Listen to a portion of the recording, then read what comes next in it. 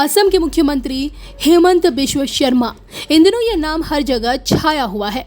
अब तक पार्टी के भीतर अमित शाह को चाणक्य कहा जाता था, लेकिन अब पार्टी को बिश्व शर्मा के रूप में अपना एक और चाणक्य मिल गया है। 52 साल के हेमंत बिश्व भारतीय राजनीति में गदर मचाए हुए हैं। पूर्वोत्तर का यही चाणक्य बीजेपी नेताओं में इकलौता ऐसा नेता है जो खुलकर भारत को हिंदू बहुल राष्ट्र कहता है। ये सीना ठोक कर बोलते हैं कि भारत हिंदुओं का है। ये डंके की चोट पर कहते हैं कि भारत हर हिंदू की जड़ है। और इतना नहीं, दावा भी करते हैं बाबर युग से पहले हर व्यक्ति हिंदू था।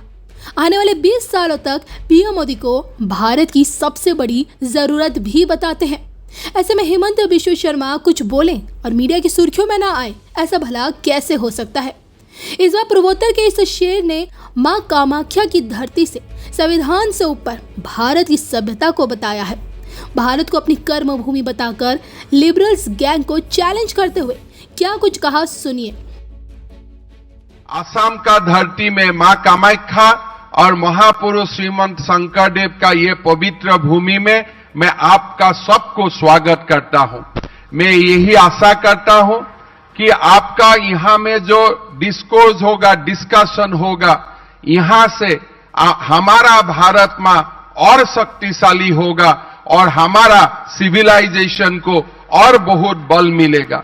मैं ये विश्वास करता हूं कि हमारा सिविलाइजेशन का ऊपर ये जो लेफ्ट और सेकुलर लोगों का एक अटैक हो रहा है, उसको हम लोग को कलेक्टिवली एक बहुत बड़ा रेस्पॉन्स देना है। हम लोगों ये लोगों को एकेडमिक तरीका से, हमारा डिबेट से और हमारा जो जन कल्याण का भावों से हम वो लोगों को ये सिखा देना है कि भारतवर्ष कोई यूनियन ऑफ स्टेट नहीं है।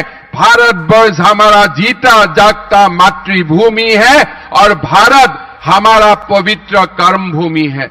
आज भारत के लिए जो हमारा सिविलाइजेशनल चैलेंज है, हम ये लोग को ये भी समझा देना है कि भारतवर्ष कोई 1947 में जन्म होने वाला भौगोलिक भूखंड नहीं है। भारत अनादिकाल से था और भारत अनादिकाल तक रहेगा। यही हमारा भूखंड है। मैं बार बार बोलता हूं, भारत कोई कॉन्स्टिट्यूशनल डेमोक्रेसी नहीं है।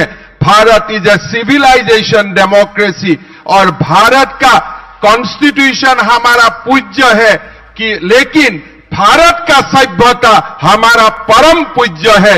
यही चिंता और भावना को लेके हमको आगे बढ़ना है।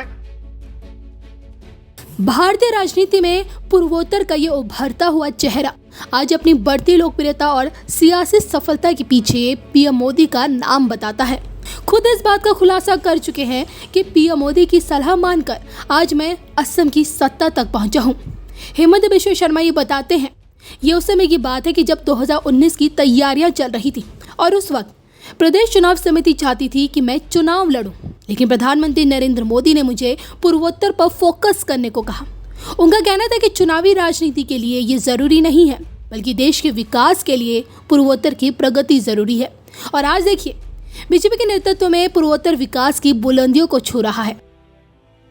बहरहाल, इस वक्त हेमंत बिश्व शर्मा लोकप्रियता के पैमाने को छू रहे हैं। उनका साफ हिंदी बोलना उत्तर भारत में खासा पसंद किया जाता है।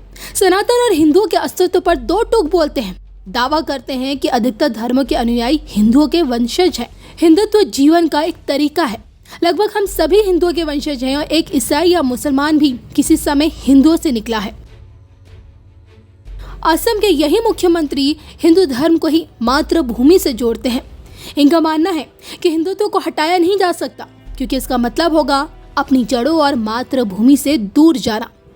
बीते कुछ दिनों पहले हेमंत बिश्वा अपने मदरसा तोड़ी नीति को लेकर भी कट्टरपंथियों के निशाने पर रहे।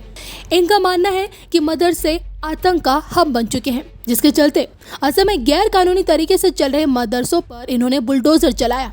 तो वहीं मुस्लिम छात्र छात्राओं को अच्छी तालीम मिल सके, इसलिए उनका विद्यालयों में एडमिशन भी करवाया। बहरहाल, अब आप इसे हेमंत बिश्व शर्मा की ये भविष्यवाणी कहें या फिर उनके मन की बात, पीएम मोदी आने वाले 20 सालों तक भारत की जरूरत है और भी 20 साल मोदी राज।